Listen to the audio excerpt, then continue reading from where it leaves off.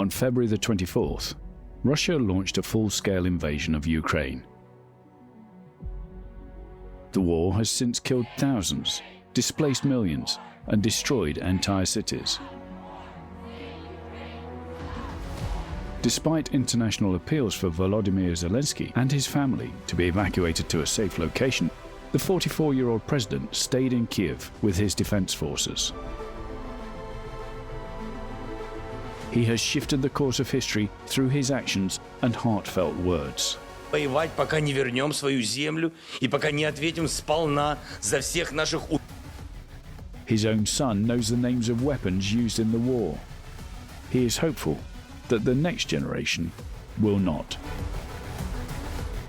When the United States offered to evacuate him from the combat zone, Zelensky gave one of his best lines. "The fight is here. I need ammunition, not a ride."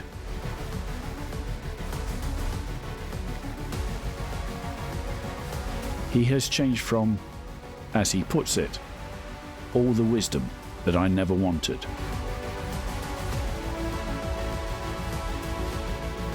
Всі ми тут, наші військові тут, громадяни суспільства тут, всі ми тут. Захищаємо нашу незалежність, нашу державу. І так буде й далі. It's hard to imagine how this bright, comedic family man has ended up in one of the most dangerous positions in the world, with a giant target on his back.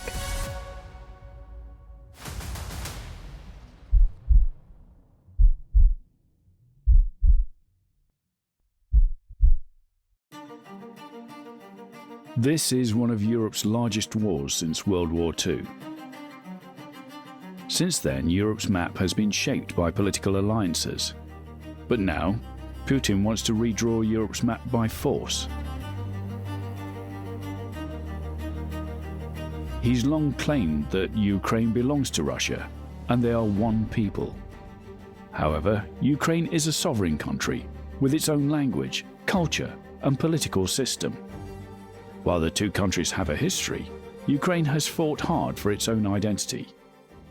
Ukraine was part of the Russian Empire in the 18th and 19th centuries. In 1917, the Russian Revolution brought down the empire, and the region spiraled into civil war. This briefly allowed Ukraine to gain independence from Russian rule, but it was quickly taken over by the newly created Soviet Union as one of its first republics. Over the next decade, the Soviet Union brutally expanded its control. By the end of World War II, it had forged a sphere of influence over its bordering Western countries.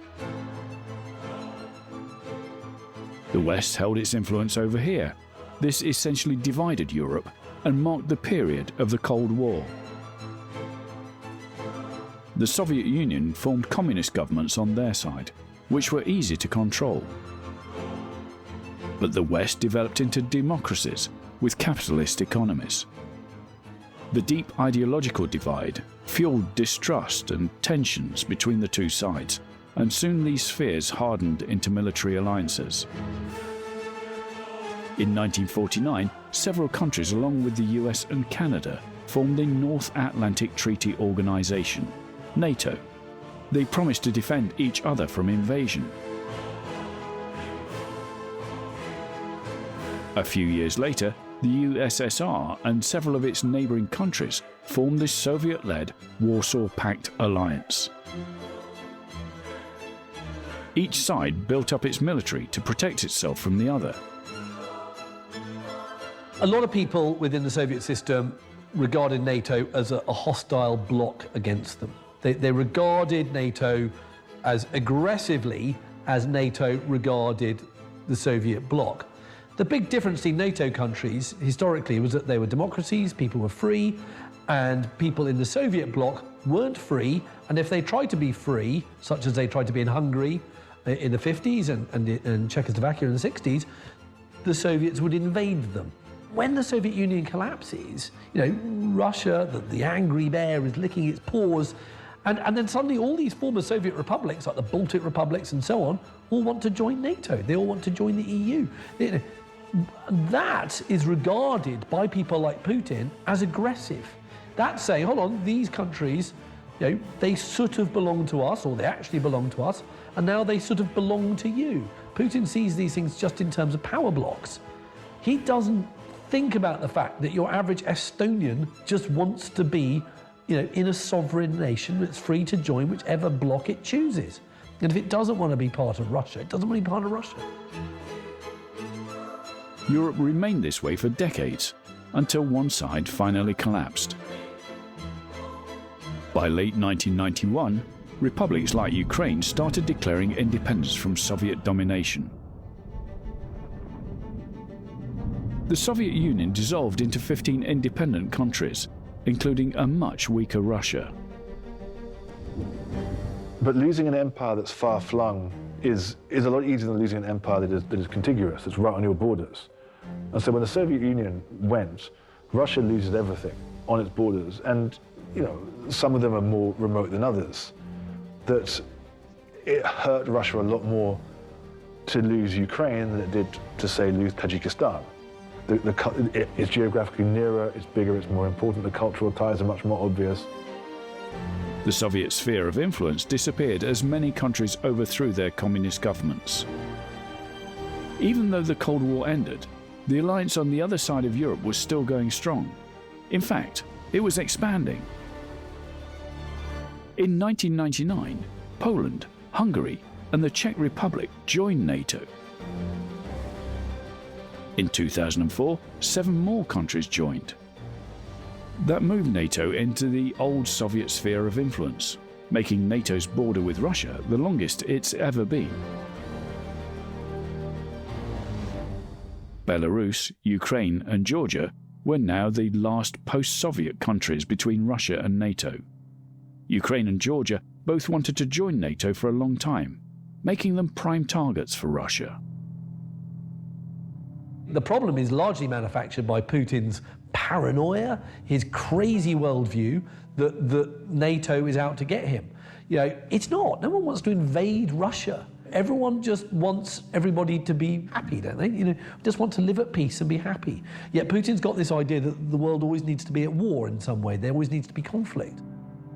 Making some kind of agreement with the Russian Federation, some kind of a security collaboration agreement earlier could have stopped Russia seeing NATO expansion as a threat to itself.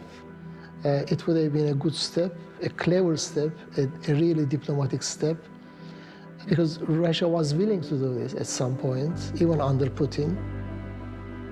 Ukraine became a NATO partner in 1994, which brought them one step closer to becoming a member. In 2013, they were going to sign an association agreement with the European Union. However, when it came time to sign the deal, Ukraine's then pro-Russian government refused. Instead, they chose to strengthen ties with Russia. Pro-Europe citizens organized protests and occupations centered on and around Kyiv's Maidan Nezalezhnosti in late November. Our goal is to join the European Union and is the first step to sign association agreement in Vilnius. But this president wants to sell the country in order to buy the power in the presidential office in 2015. And this is the key issue. He tries to get the bargain with Russians.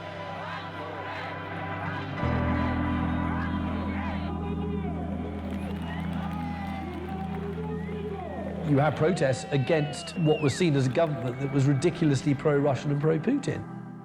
Putin was desperate for Yanukovych government to stay in power.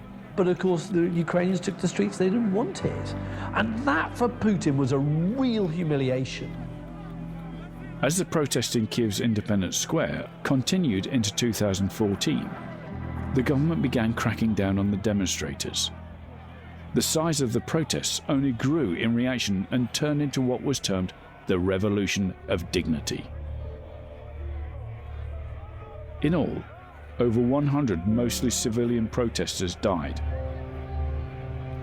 The then President Yanukovych fled the country, and Parliament voted to oust him and hold new elections.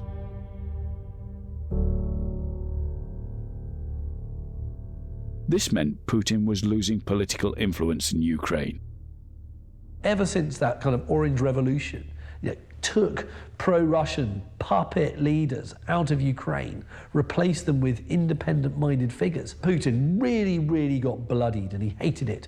And that's why he's always had this complete animus against Ukraine, which he regards as being Russian. And how dare these people be against Russia? They must have been infected by America and Britain and countries like that, and they must have been infected by some form of Nazism. President Putin says Russia is ready to look for diplomatic solutions over Ukraine, but stresses his country's interests are non-negotiable. Then, addressing the world, he said, "I have made the decision to carry out a special military operation."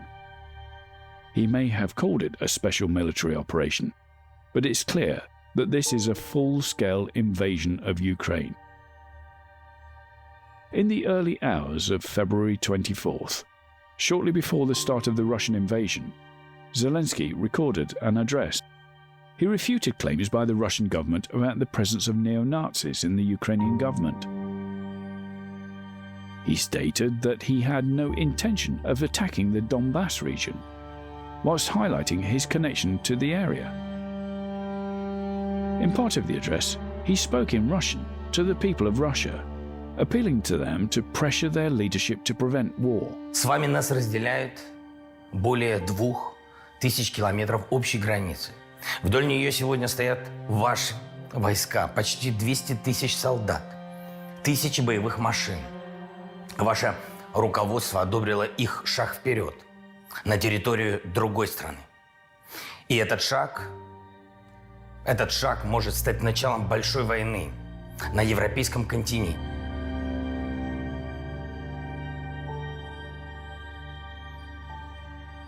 In an early morning address that day, Zelensky said that his intelligence services had identified him as Russia's top target, but that he was staying in Kyiv and his family would remain in the country.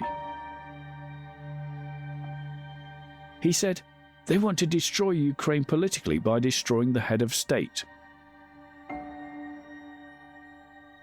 During the invasion, Zelensky has reportedly been the target of more than a dozen assassination attempts. 3 were prevented due to tips from Russian FSB employees who opposed the invasion. A terrifying daily reality for himself, but also for his family, who he has hardly seen since the beginning of the war, in an attempt to keep them safe. Volodymyr has 2 children with his wife and First Lady Olena, an 18-year-old daughter named Alexandra, and a son, Kirilo, who is only 9. Alexandra has starred alongside Zelensky in the 2014 movie 8 First Dates, playing his on-screen daughter.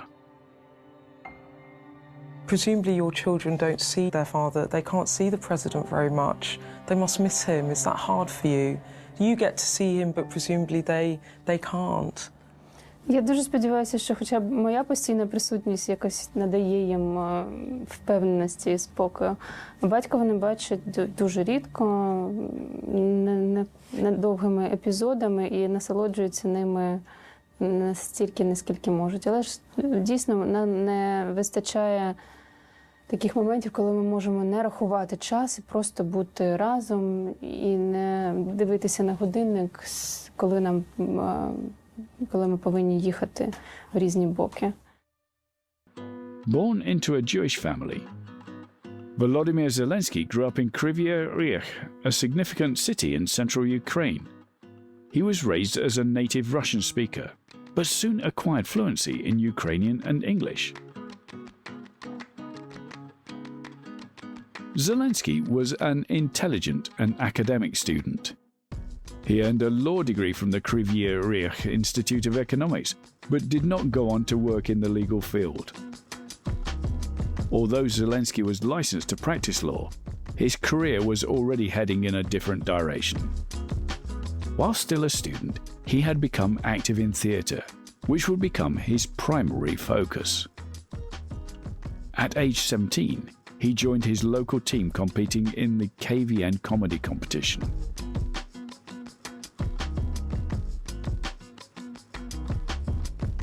In this international competition, teams compete by giving funny answers to questions and showing prepared comedic sketches. He was soon invited to join the United Ukrainian team, which performed in the KVN's Major League and eventually won in 1997.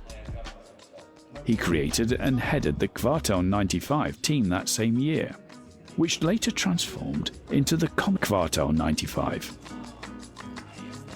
From 1998 to 2003, Kvartal 95 performed in the Major League and the highest open Ukrainian league of KVN.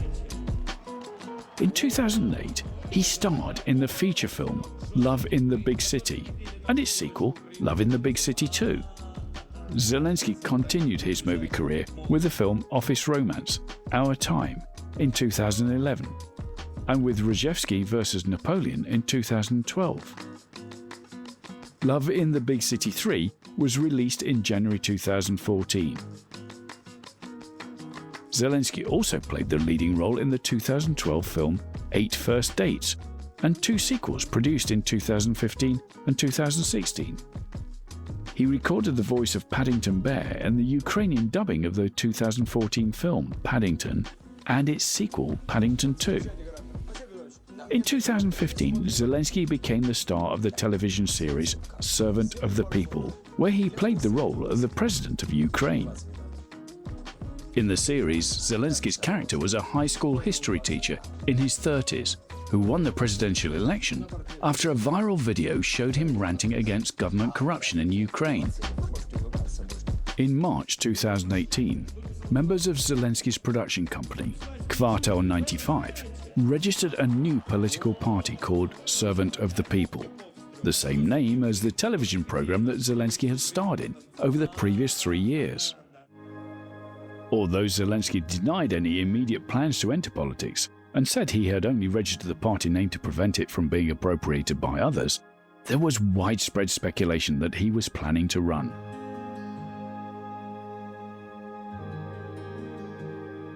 Three months before his campaign announcement and 6 months before the presidential election, he was already a frontrunner in opinion polls.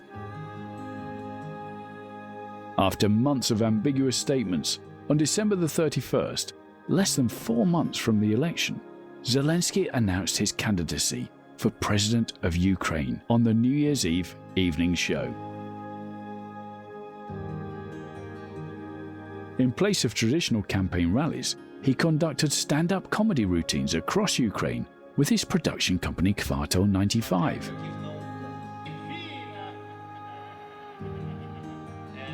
He styled himself as an anti-establishment, anti-corruption figure, although he was not generally described as a populist. He said he wished to restore trust in politicians, to bring professional, decent people to power, and to change the mood and timbre of the political establishment. Zelensky stated that, as president, he would develop the economy and attract investment into Ukraine through a restart of the judicial system and restoring confidence in the state.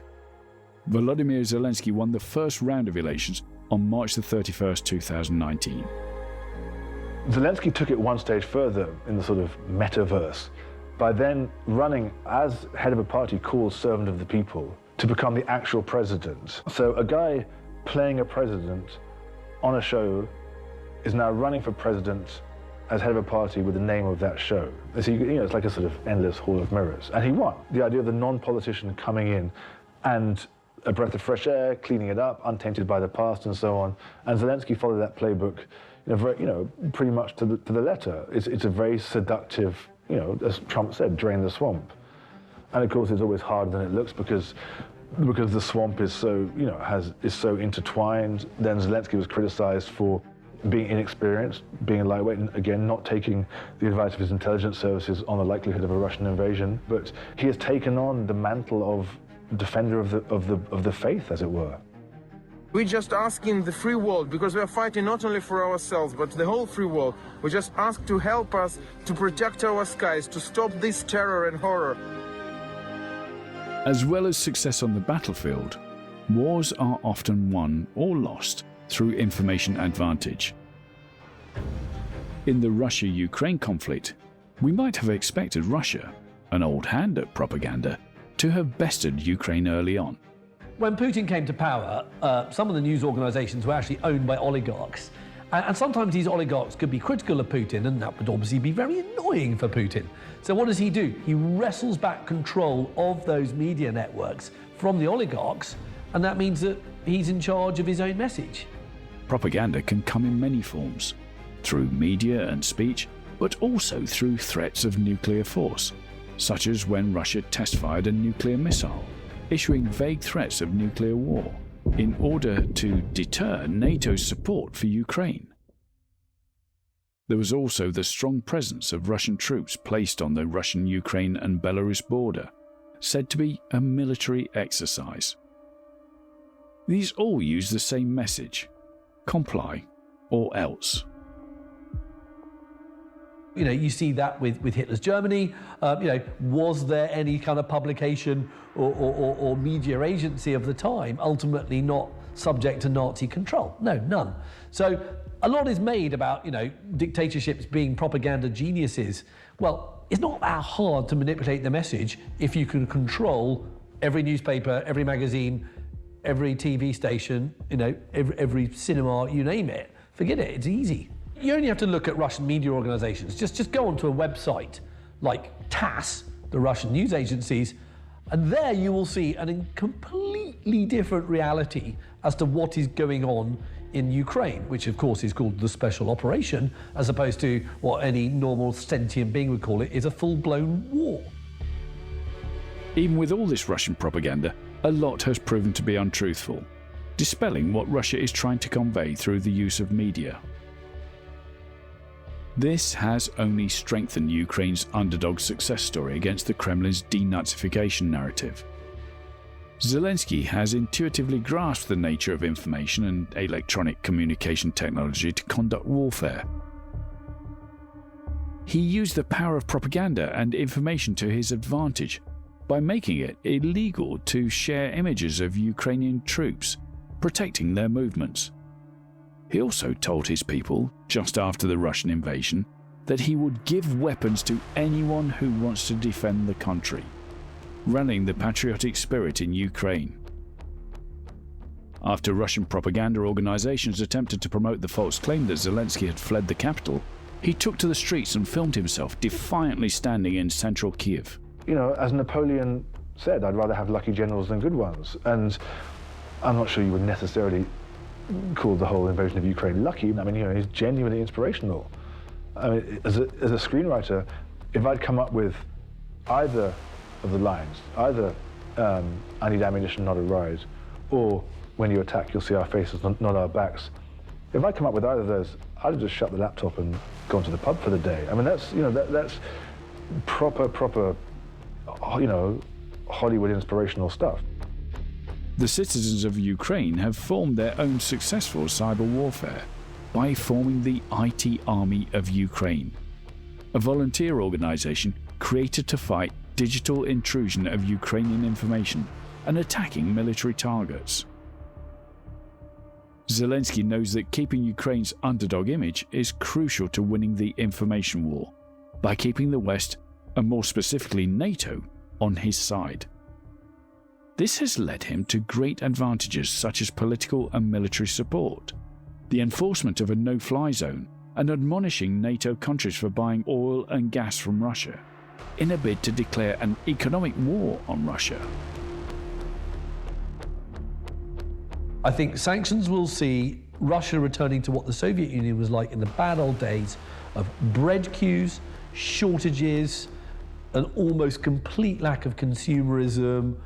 Good luck, Mr. Oligarch in Moscow servicing your BMW in 5 years' time if sanctions continue. Where are you going to get the spare parts? It's going to end up with an absolutely collapsed economy if this continues. And I think this is the end game of the Western nations, is to say, right, the more those sanctions hurt, the more likely people power will eventually get rid of Putin. That's the hope. It's going to be a very long process. He has become the face of Ukrainian resistance, and his entertainment background has provided Ukraine with a weapon for which Putin has no counter. In the information war, the winner was unquestionably Zelensky. It's not about me, it's more about Russia. They will not have so many chances in the long period to speak with us. The first 2 years of my presidential term, I did all I could to have meetings with them, to have negotiations with them, to stop the war with them. Why should an actor who had, starred in an incredibly popular TV program and had been on Strictly Come Dancing and so on, why should he be good at being a president? I mean, there's no reason that he should be. He has got no government experience, no political experience. It would have been rather amazing if he had been. In terms of how the general population relate to it, a lot of it is emotion. How many people, even in this country, could give you chapter and verse on any one party's manifesto before an election? No. How does Boris Johnson make you feel? How does Keir Starmer make you feel? How does Jeremy Corbyn make you feel? It's a very visceral reaction. It's a pre-rational reaction. In July 2022, Zelensky was presented with the Sir Winston Churchill Leadership Award by Boris Johnson. Johnson describes Zelensky as having quintessentially Churchillian composure. While Churchill's granddaughter, the Honourable Emma Soames, is quoted as saying, "To my mind, there has never been an easier case to make than that for President Zelensky as a wartime leader, showing so many of the same characteristics as my grandfather. Bravery, courage, grace under pressure, and a very close relationship with his people." The parallels go on and on.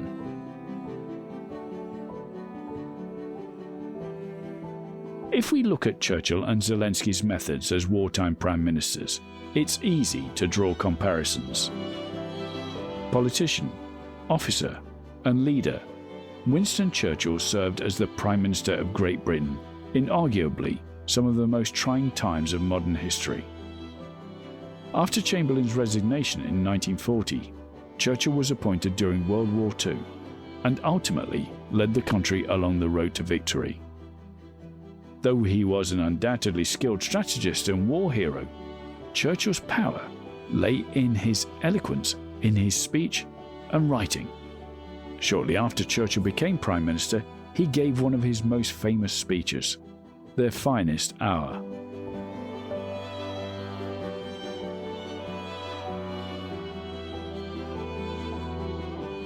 Let us therefore brace ourselves to our duty.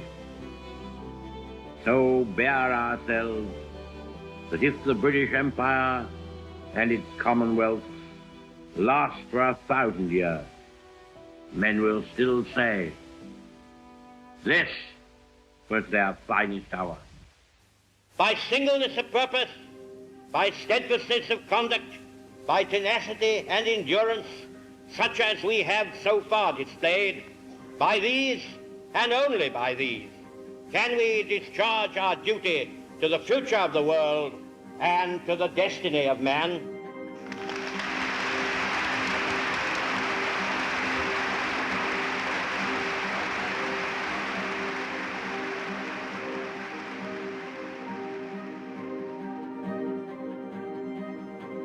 Churchill's writing skills had gained him international notoriety, and his love for words and the richness of the English language drew him into a career as a writer long before he delved into politics. His ability to communicate clearly and passionately served Churchill well as a revered orator, a popular author, and a most persuasive statesman. A formidable opponent in the debating chamber, Churchill's wit and his skill with words could quickly silence those less erudite and articulate. At the outbreak of the Second Great War in 1939, Sir Winston again answered his country's call as First Lord of the Admiralty. A year later, after the British defeat in Norway, he was drafted into the supreme command of the Empire's war effort as Prime Minister. 3 days after his appointment, he was to make his now famous inspirational speech that moved the entire free world with its simplicity and meaning. I have nothing to offer but blood, toil, tears, and sweat. When weaponry and resources were limited, it was his high-impact speeches that rallied Britons to believe they could win the war. What tragedies, what horrors, what crimes has Hitler and all that Hitler stands for brought upon Europe and the world. They must now know that the stakes for which they have decided to play are mortal. Many people have been astonished that Japan should in a single day have plunged into war against the United States and the British Empire. What, is it possible they do not realize that we shall never cease to persevere against them until they have been taught a lesson which they and the world will never forget?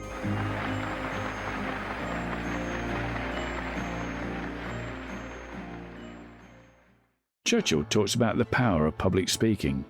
He's quoted as saying, "Of all the talents bestowed upon men, none is so precious as the gift of oratory.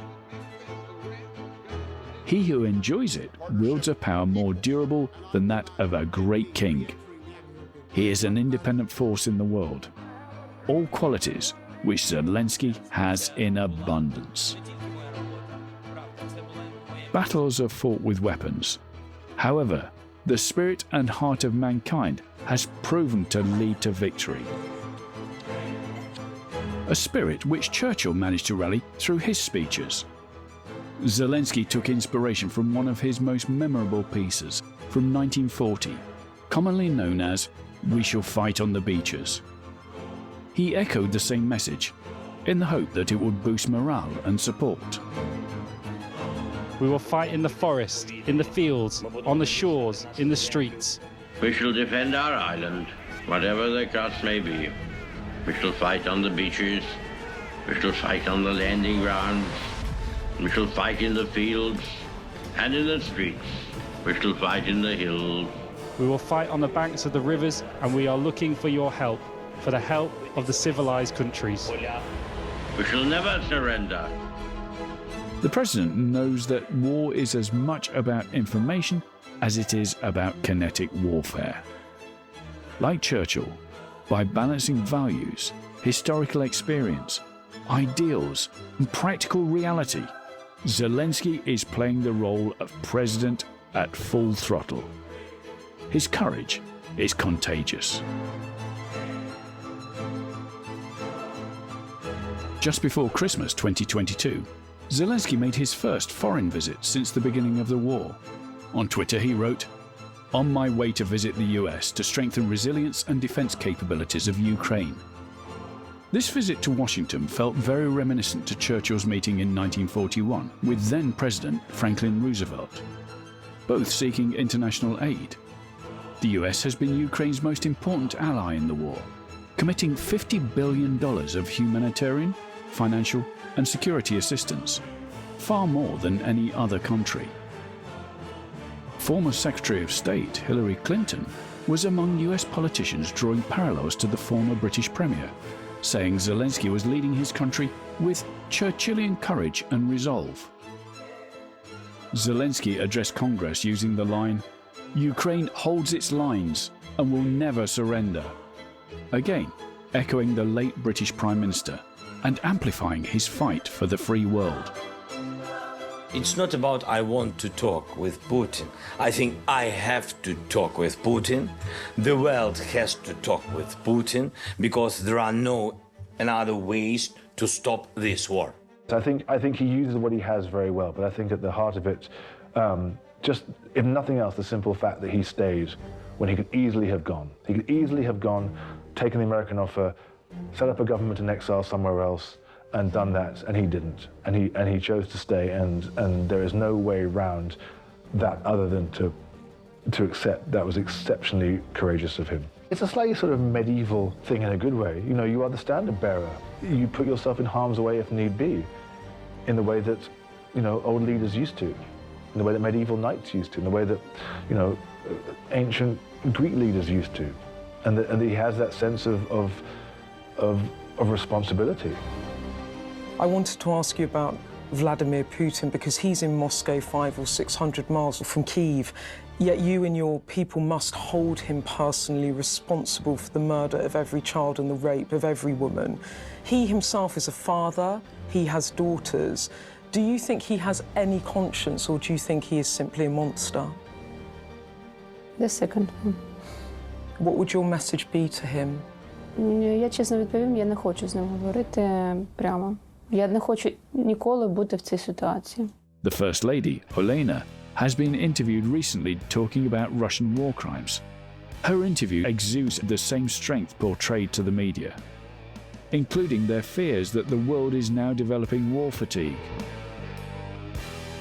When people tell Zelensky how brave he is, to be staying and fighting on the ground, his reply is that he is not brave, but instead responsible.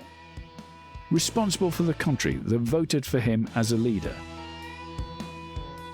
but also responsible for his family, friends, neighbours, and fellow citizens.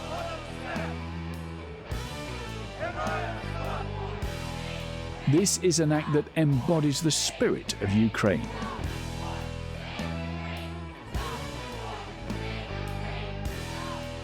Ukraine's national flag features a blue and bright yellow.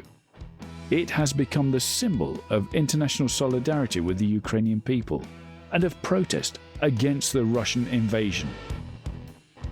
The yellow and blue represent the vast wheat fields beneath the blue skies.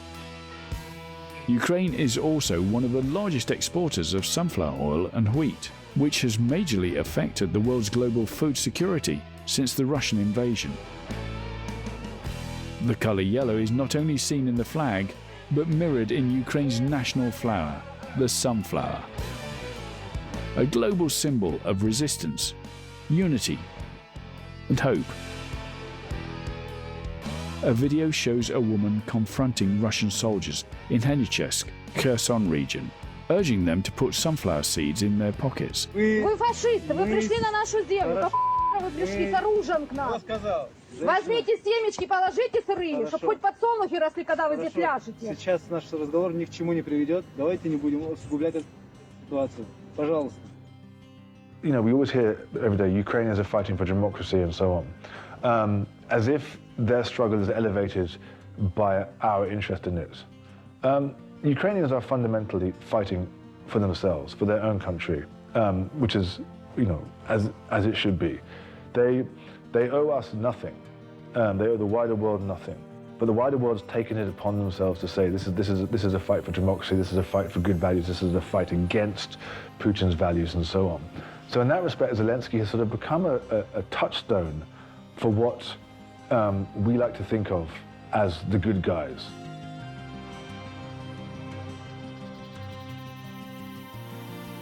Our three countries stand shoulder to shoulder against Russia's barbaric invasion. We're standing up for democracy, against authoritarianism, and standing with Ukraine. As war and violence once again cast a dark shadow over Europe, we are working together.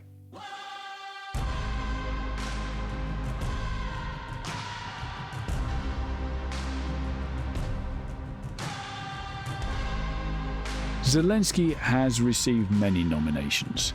He was even visited by actor Sean Penn, who gave the president an Oscar from his personal collection to show his support.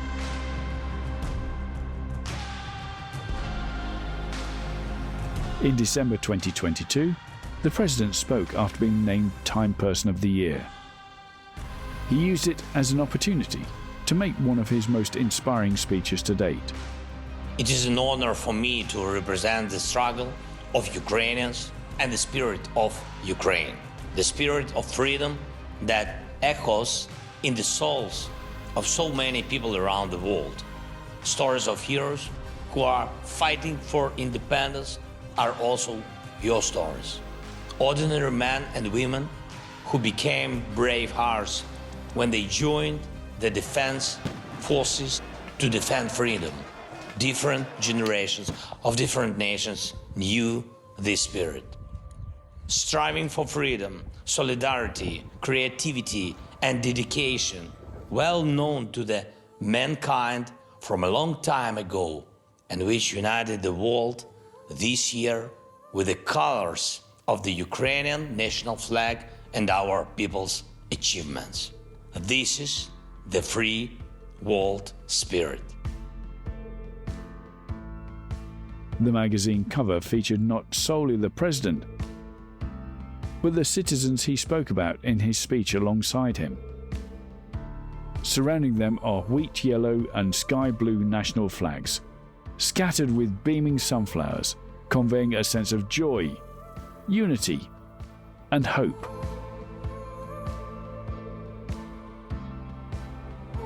A powerful message with Christmas just around the corner, and the cold weather only amplifying as the fight goes on.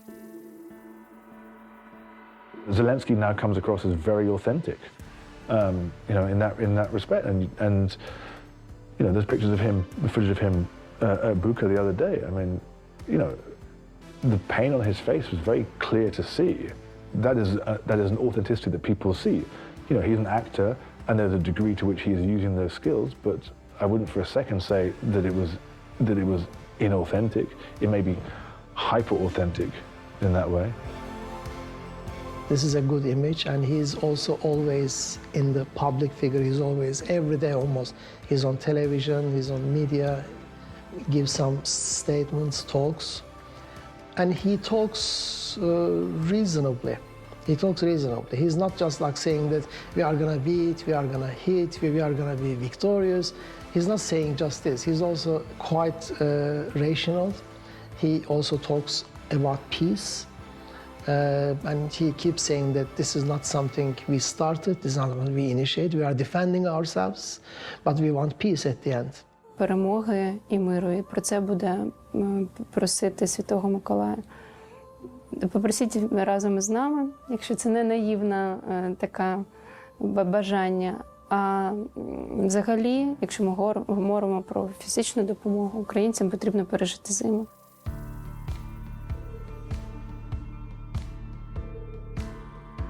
Many other presidents who have experienced similar or even lesser conflict have fled. Yet Zelensky has held his ground, exposing himself to unimaginable danger. Volodymyr Zelensky has solidified his image as Ukraine's hero. He will not stop until he brings his country to victory, and most importantly, peace. He's unbelievably brave, especially for someone with no military training, no law enforcement training, no espionage training like Putin has. But Zelensky with his green T-shirts and his sort of unshaven look and so on, he's a war leader. Despite everything, when he was asked, I remember recently after Bucha, he was asked, are you still willing to sit at the same table with Russian negotiators? He says, yes, because our people, our country needs peace. And I think these are good qualities, because Ukraine is so significant economically and culturally to us, to the rest of Europe, and to the region itself, not only Europe and the Middle East and Eastern Europe, Balkans. He is there as the front man, and he's an incredibly good, persuasive, brilliant front man. Often without a bulletproof vest or helmet. Some may call him brave, others crazy. Perhaps it is neither, and he is utilizing the tools he has, giving the performance of a lifetime, and embodying everything it means to have the spirit of Ukraine.